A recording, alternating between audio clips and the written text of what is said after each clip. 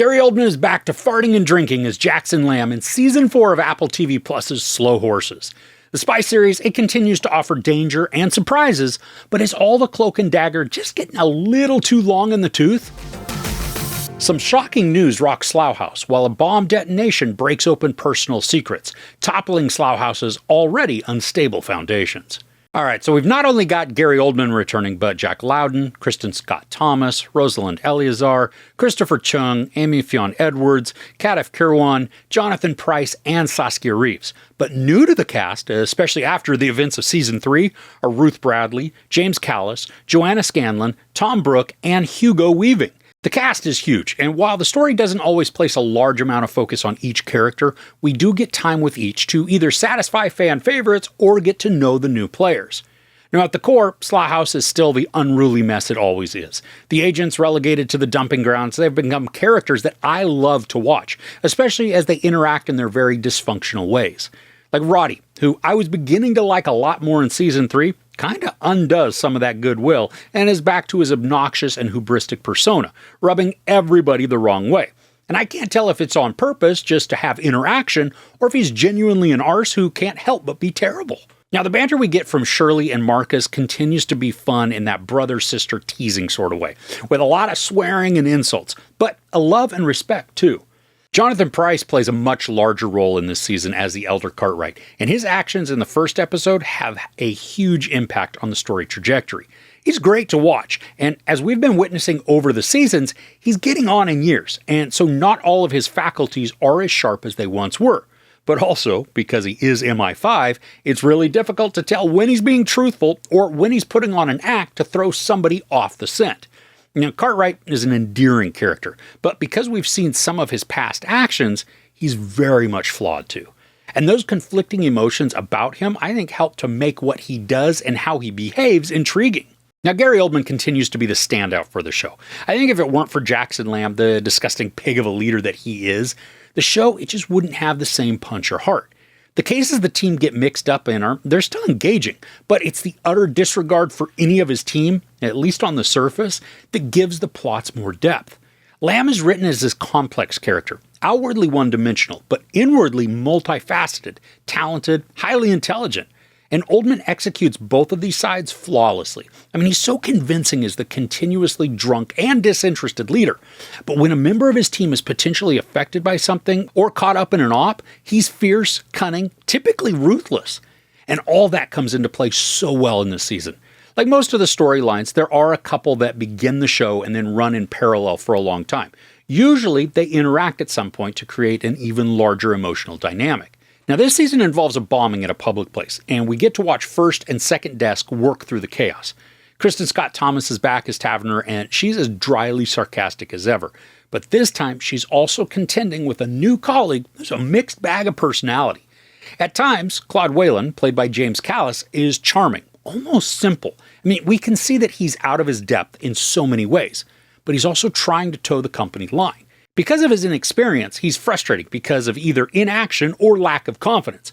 But there's also something in his persona that just made my eye twitch. Like any great spy, I mean, I wasn't sure if he was trustworthy, maybe putting on an act to make others the patsy, or he's just simply inept. Either way, though, he could be a dangerous addition, but his presence does add a good bit of exasperating, dull humor. And with the new changes at MI5, especially with the carnage and the loss of life that we saw in Season 3, there's a new head of the dogs, Emma Flight, who's played by Ruth Bradley. Now, one of the first times we see her on camera, she's meeting Jackson Lamb, and that is a hilarious exchange. I mean, Bradley has the perfect expression for just about every scenario. She showcases disgust, annoyance, disbelief, even terror in convincing ways. Not ever feeling like she was acting, but instead truly being part of the action that's taking place around her. And I liked what she brought to the cast, and she makes one more just excellent sparring partner for Jackson Lamb. One of the other new additions for this season is Hugo Weaving. It actually took me a few minutes to recognize him because he's sporting a pretty healthy beard, but he's a tricky character for this plotline. I think I would have liked some more to his background, creating a more robust story arc than what we already get. And don't get me wrong, we do get some good detail to know who he is and what he's doing, but there are moments and interactions that he has that would have hit harder had they received more exposition. And I don't typically say something like that. I mean, more often than not, I'd prefer to be shown rather than told. But either way it could have played out, I was really looking for just a bit more development on him. And because I'm so endeared to all of the characters, but I've also seen from previous seasons that the showrunners, they just aren't afraid to remove characters, I'm always a bit weary going into a new season. The storylines are inherently dangerous, and since they also usually center around larger scale threats, the possibility of peril is always present. Now, the stories do a wonderful job at pulling us in and then attaching us to characters, either by their earnestness or even simply through their likability. And then, if a deadly moment arises, it makes it hit that much harder. And with that being said, I think you're going to see some of the events coming before they're executed. That doesn't really remove the dread and the anxiety. I mean, it's just like knowing your brakes are out and you're about to slam into a wall. Knowing it before it happens doesn't make it any less terrifying. In fact, it may actually make it worse. So if you are able to predict something on the horizon, it may just make it that much more difficult to endure. Along with some minor predictability, this series is fairly formulaic. The situations, they're always different, but it's pretty much standard that Jackson Lamb is going to work his smarts and influence, even through wonky side channels and the bending of every law, just to make sure that the case is solved, all while looking utterly disinterested and unconcerned. The Slow Horses, they're sure to get mixed up in some sort of espionage case, even if they're not assigned or wanted. And the smoke and mirrors between Slough House and the park weave in misdirection and intrigue, but it typically all resolves by having the incident resolved. Now, the show may follow a formula, but the formulaic nature, I think it works.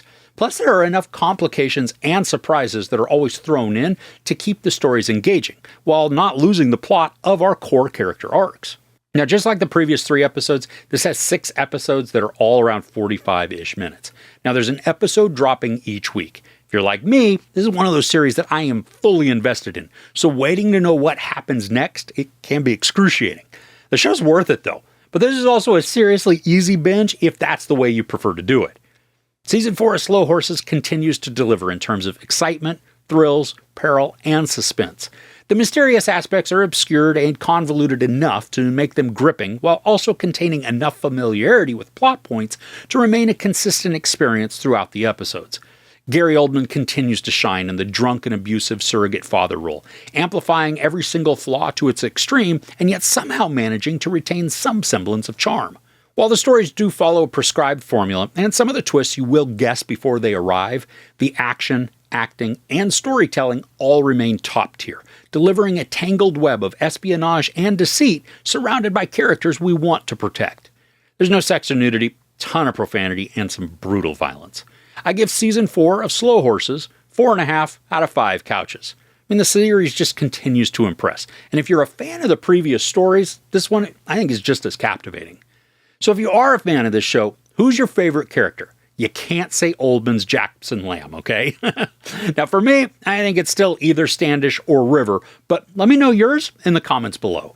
If you enjoyed this review, please give it a like. Also, don't forget to share and subscribe. I'm Chris. This is Movies and Munchies. Thanks for couching with me.